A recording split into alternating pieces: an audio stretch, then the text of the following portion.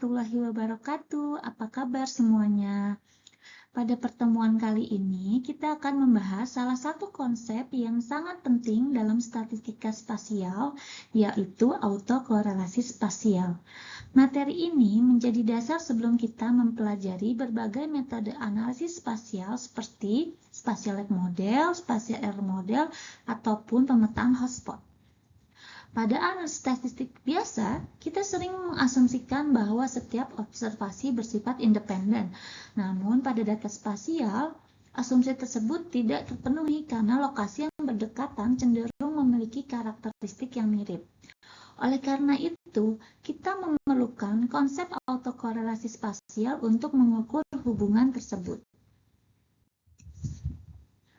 Dasar dari seluruh analisis spasial adalah hukum pertama geografi yang pernah disebut di pertemuan sebelumnya. Artinya semua lokasi di bumi sebenarnya saling berhubungan, tetapi lokasi yang berdekatan yang memiliki hubungan yang lebih kuat. Misalnya kita melihat harga rumah di Pulau Jawa di Kabupaten Bogor dengan Kota Bogor akan cenderung lebih sama dibandingkan yang berada di Pulau Kalimantan, contohnya seperti itu. Inilah alasan mengapa dalam statistika spasial kita selalu mempertimbangkan hubungan antar wilayah. Jadi kalau analisis biasanya asumsinya ini independen, sedangkan di analisis statistika spasial ada yang namanya ketergantungan spasial seperti ini ya. Oke. Apa itu autokorelasi spasial? Autokorelasi spasial merupakan konsep fundamental dalam statistika spasial yang menjelaskan adanya keterkaitan atau ketergantungan nilai suatu variabel pada suatu lokasi dengan nilai variabel yang sama di lokasi lain yang berdekatan secara geografis. Konsep ini berangkat dari pemahaman bahwa data spasial tidak berdiri sendiri, melainkan saling berhubungan sesuai dengan struktur kedekatan wilayah. Terdapat 3 tipe kondisi autokorelasi spasial. Pertama adalah autokorelasi positif, autokorelasi negatif, dan tidak ada autokorelasi atau random. Pada autokorelasi positif, wilayah yang bernilai tinggi berdekatan dengan yang bernilai tinggi juga atau high. Contohnya ini adalah klaster industri atau contohnya klaster pada saat pandemi. Jadi yang tinggi berdekatan dengan yang tinggi, yang rendah berdekatan dengan yang rendah. Sedangkan pada autokorelasi negatif, wilayah yang bernilai tinggi, misalnya yang tengah-tengah ini, dikelilingi oleh wilayah yang bernilai rendah. Misalnya ketika ada satu kota metropolis yang maju di tengah kabupaten tertinggal di sekelilingnya. Sedangkan tidak ada autokorelasi atau random adalah ketika geografis tidak mempengaruhi nilai. Jadi memang dia berdistribusi secara acak. Nah, selanjutnya kita masuk ke konsep autokorelasi spasial global. Autokorelasi spasial global menilai pola ketergantungan secara keseluruhan pada seluruh wilayah penelitian. Analisis ini memberikan suatu nilai statistik tunggal untuk seluruh dataset. Dengan kata lain, analisis global menjawab pertanyaan, apakah secara umum data membentuk klaster, menyebar, atau acak. Namun, analisis global tidak dapat menunjukkan lokasi mana sih yang menjadi pusat klaster tersebut. Jadi analisis ini memberikan gambaran besar saja mengenai pola sebaran suatu wilayah. Untuk mengukur autokorelasi spasial global terdapat 2 indeks yang paling sering digunakan. Pertama ini adalah indeks Moran dan indeks Geary. Pada indeks Moran, nilai ini mengukur kemiripan nilai suatu wilayah terhadap rata-rata wilayah tetangganya. Interpretasinya cukup sederhana. Jika nilai Moran mendekati 1, berarti terjadi autokorelasi positif. Atau lebih dari 1 autokorelasi positif yang artinya klaster. Sedangkan dia kurang dari 0, berarti autokorelasi negatif. Sedangkan dia mendekati 0, artinya tidak ada autokorelasi atau bersifat acak. Ukuran kedua adalah indeks Geary. Berbeda dengan Moran, Geary C ini lebih fokus membandingkan perbedaan kuadrat langsung antar wilayah yang bertetangga. Interpretasinya juga berbeda. Nah, pada indeks Gary, jika C kurang dari 1, maka dia artinya autokorelasi positif. Jadi kebalikannya, sedangkan C lebih dari 1 artinya negatif. Untuk rumusnya sendiri, kita bisa lihat ini rumus indeks Moran. N adalah banyaknya objek, SO adalah jumlah bobot. Ini adalah bobotnya WIJ untuk lokasi ke I dan ke J, dan ini adalah nilai rata-rata. X ini nilainya, X bar adalah nilai rata-ratanya. Nanti kita akan lihat cara menghitungnya di bagian akhir. Sekarang, apa itu autokorelasi spasial lokal? Tadi kita sudah mengetahui tentang autokorelasi spasial global. Sekarang kita ingin mengetahui autokorelasi spasial lokal, atau yang disebut dengan LISA, Local Indicator of Spatial Association. Nah, autokorelasi spasial lokal merupakan metode analisis yang digunakan untuk mengidentifikasi pola hubungan spasial pada wilayah yang lebih rinci. Jadi kalau tadi nilai global itu dengan indeks Moran, lokal dengan LISA. Autokorelasi spasial lokal penting karena pola global yang terdeteksi seringkali tidak tersebar merata di seluruh wilayah, tapi hanya muncul pada beberapa area tertentu. Metode LISA ini diperkenalkan oleh Luc Enslin pada tahun 1995. LISA memiliki dua fungsi utama. Pertama, mengidentifikasi klaster spasial lokal dan mendeteksi adanya outlier spasial. Hasil analisis LISA biasanya diklasifikasikan menjadi 4 hubungan spasial berikut. Yang pertama adalah high-high. Itu terjadi ketika wilayah dengan nilai yang tinggi dikelilingi wilayah bernilai tinggi juga. Jadi ini tinggi, ini tinggi. Contohnya adalah wilayah dengan tingkat pendapatan tinggi yang berdekatan dengan wilayah yang kaya lainnya. Jadi yang merah ini adalah tinggi. Lalu ada pola yang namanya low-low. Ini ketika wilayah dengan nilai yang rendah dikelilingi wilayah bernilai rendah juga, menunjukkan klaster yang negatif. Contohnya, daerah dengan tingkat kemiskinan tinggi yang berdekatan dengan daerah miskin lainnya. Lalu pola ketiga ada high-low. Ini terjadi ketika wilayah dengan nilai tinggi tetapi dikelilingi wilayah bernilai rendah, menunjukkan outlier spasial positif.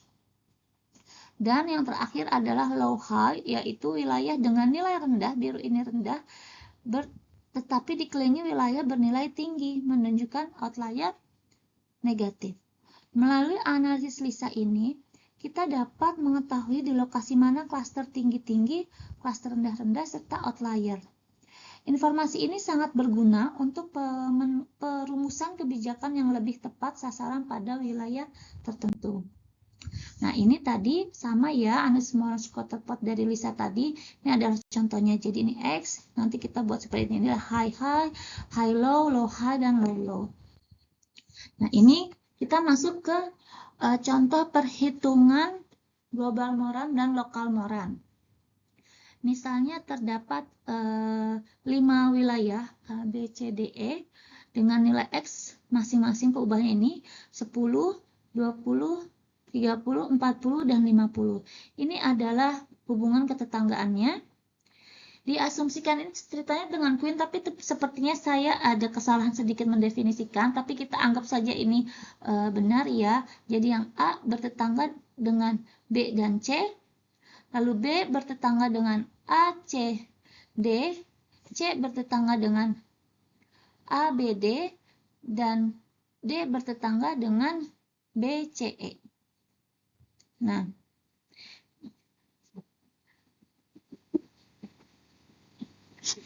Nah, ini adalah matrisnya. Jika berdasarkan definisi yang ini, jika berdasarkan definisi ini, maka kita akan mendapatkan matriks seperti ini. Untuk A, karena bertetangga dengan BC, maka 1, 1. Untuk B, karena bertetangga dengan ACD, maka 1, 0, 1 di sini ACD. Dan sampai E bertetangga dengan D, maka dia hanya nilai 1 di D. Nah, setelah mendapatkan matriks bobot ini yang dalam bentuk binary, kita standarisasikan. Karena nilai A ini ada 2, maka dia dibagi 2. Jadi total ini harus 1 ya. Jadi yang A ini nanti jadi 0,5, 0,5. Yang B karena ada 3, jadi 1/3 semua, jadi 0,33. yang C juga, yang D juga. Nah, karena yang E hanya bertetangga dengan D saja, maka nilai ini tetap 1. Jumlah wilayahnya 5 dan jumlah bobot atau SO adalah 10. Dari sigma WIJ ini tadi. Ditotalkan ya, bobot semua ini ditotalkan. Lalu menghitung global morannya, yang keempat ini rumusnya tadi sudah dijelaskan. Pertama kita hitung rata-ratanya dulu, lalu kita hitung deviasi rata-ratanya sehingga mendapatkan deviasinya ini di sini 1000. Lalu kita pembilangnya pasangan bertetangga, misalnya untuk yang A dengan, karena A tadi bertetangga dengan BC, maka kita harus hitung A dengan B dan A dengan C. Nih, kita masukkan ke rumus ini yang di atas ini ya. A itu adalah A itu ada 10. Jadi ini adalah ini ya, XI min X bar karena dia 10 sedangkan rata-ratanya adalah 30, maka di sini jadi minus 20. XI min X-nya juga jadinya minus 10 karena dia tadi 10 dikurangi 30 dan 10 dikurangi 20 jadi minus, jadi 200. Lalu juga sampai ini kita hitung di D dan E, misalnya yang D nilainya 40 dikurangi 30 adalah 10, lalu 40 dikurangi,